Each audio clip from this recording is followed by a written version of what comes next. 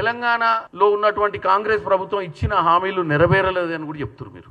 మీకు నేను ఆహ్వానం పలుకుతున్నా, ఒక ప్రధానమంత్రిగా కాకుండా మీరు ఇవాళ ఈసారిలో మాట్లాడారు కాబట్టి వచ్చి వాస్తవాలు తెలుసుకొని మీ అధికారులు మీకు సరి అయినటువంటి మీ ఆఫీస్లో ఉన్నటువంటి ప్రైమ్ మినిస్టర్ ఆఫీస్లో ఉన్నటువంటి స్టాఫ్ మీద మీకు ఇచ్చే సమాచారం ఏందో నాకు తెలియదు, కానీ మీరు వాస్తవంగా తెలంగాణకు వచ్చి సంవత్సరంన్నర పాలనలో తెలంగాణలో ఇచ్చిన హామీల కోసం ఎంత డబ్బు ఖర్చు పెట్టిరో మీరు తెలుసుకోవాల్సిన పరిస్థితి చేయమని కోరుకుంటున్నాను. మీరు అధికారంలోకి 6 నెలల క్రితం వచ్చినటువంటి మహారాష్ట్రలో లాడ్లీ బహన్ స్కీమ్ ద్వారా మీరు వచ్చి ఈరోజు మీ ప్రభుత్వం 10,000 కోట్లు నెలకు అవుతుంది మేము ఇయ్యలేమని చెప్పి చేతులు ఎత్తే ప్రయత్నం చేసిరు మీరు మహారాష్ట్రలో. మరి దాని గురించి మీరు ఆలోచించాలి.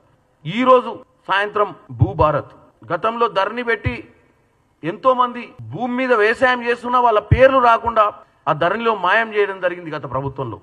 వాటన్నిటిని సరిదిద్దే ప్రయత్నం ఈరోజు కాంగ్రెస్ చేస్తుంది. రాజీవ్ యువ వికాసం నిన్నగాక మొన్న సన్నబియ్యం ఈరోజు వరకు భారతదేశంలో సన్నబియ్యం ఇచ్చి పేదవాళ్ళను కూడా ప్రతిరోజు వాళ్ళ ఇంట్లో దావత్ ఉండే విధంగా ప్రతిరోజు వాళ్ళ ఇంట్లో సుఖంగా సన్నబియ్యం తినాల్సినటువంటి పరిస్థితి ఉన్నటువంటి విధంగా వాళ్ళు చేసే పరిస్థితి ఈరోజు కాంగ్రెస్ పార్టీ చేస్తుందని తెలియజేస్తున్నాను.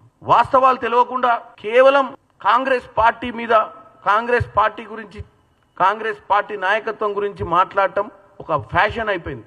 ఇటు బీఆర్ఎస్ వాళ్ళు అదే పని చేస్తుర్రు, ఇటు బీజేపీ వాళ్ళు అదే పని చేస్తుర్రు. ముఖ్యంగా ఈరోజు ప్రధానమంత్రి దిగిండు.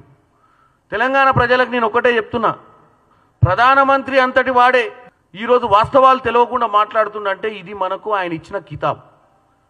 బ్రహ్మాండంగా నడుస్తున్నటువంటి తెలంగాణ గురించి ఆయన పోయి హర్యానాలో మాట్లాడుతుండంటే మనం వాస్తవంగా పనిచేస్తున్నామన్న భయం మొదలైంది వాళ్లకు.